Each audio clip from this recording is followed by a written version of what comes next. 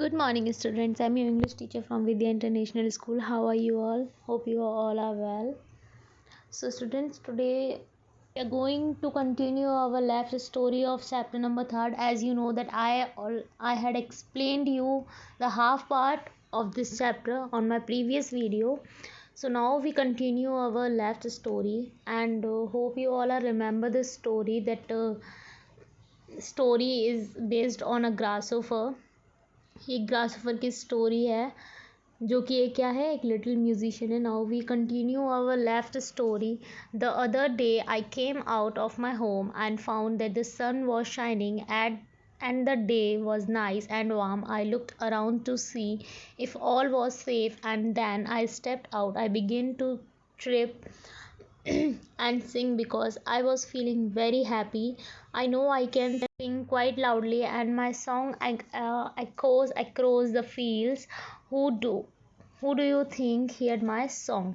तो ग्रासफर कह रहा है कि जब दूसरे दिन जब वो आया था अपने घर से, कहाँ पे, गार्डन में जब आया था, मतलब कि जब डे निकल आया था तो वो निकल के आया था. उसके बाद जब वो अपने आसपास देख रहा था कि सारी चीज़ें सेफ़ है या नहीं, तो उसके बाद वो ये चीज़ें देख के बहुत ज़्यादा खुश हो गया था और उसने अपनी सिंगिंग स्टार्ट कर दी थी क्योंकि वो बहुत ज़्यादा खुश था. वो बहुत ज़ोर ज़ोर से सिंग कर रहा था और उसे लग रहा था कि शायद उसकी जो वॉइस है वो कोई सुन रहा है, और वो ये क्वेश्चन पूछ रहा है, who do you think heard my song? आपको क्या लगता है कि मेरा जो सॉन्ग है उसे कौन सुन रहा है?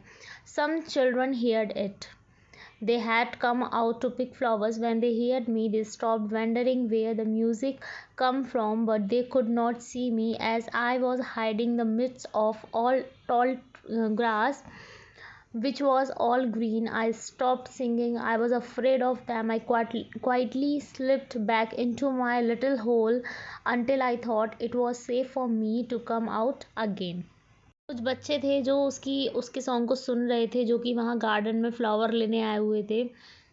उन्होंने ग्रासफर का सॉन्ग सुना तो वो लोग बहुत सोचने लगे, इधर उधर देखने लगे, लेकिन वो ग्रासफर को नहीं देख सकते थे क्योंकि ग्रासफर ने अपने आप को ग्रासेस के मिड में, मतलब कि जो घास होती है उसके बीच में अपने आप को छुपा लिया था, और धीरे धीरे से वो अपने जो उसका जो होल था, जो घर था उसका, उसमें वो घुस गया था. और उसकी थिंकिंग ये थी कि उसके लिए अपने घर के अंदर जाना उसके लिए ज़्यादा सेफ है. I sometimes feel sad to think that we grasshoppers are so small, and we always have to be on the lookout for birds or small animals. They are danger for us.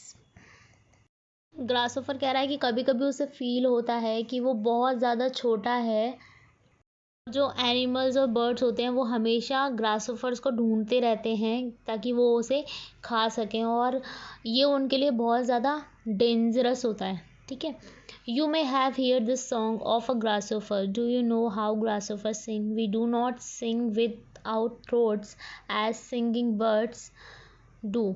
We use our wings to stroke the edges of our legs. Just a musician play on the strings of his musical instrument with his bow. So we are in our own way little musicians.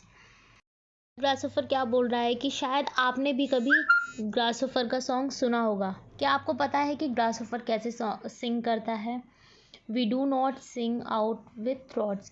हम लोगों के पास कोई भी instrument नहीं होता है singing करने के लिए. हम लोग अपने विंग्स, अपने पंखों को और अपने लेग्स के एजेस को यूज़ करते हैं म्यूज़िक को प्रोड्यूस करने के लिए. जैसे कि म्यूजिशियंस के पास स्ट्रिंग म्यूज़िकल इंस्ट्रूमेंट होते हैं. स्ट्रिंग मीन होता है वायर, वायर वाले म्यूज़िकल इंस्ट्रूमेंट होते हैं, और उसको बजा के वो लोग म्यूज़िक क्रिएट करते हैं ना.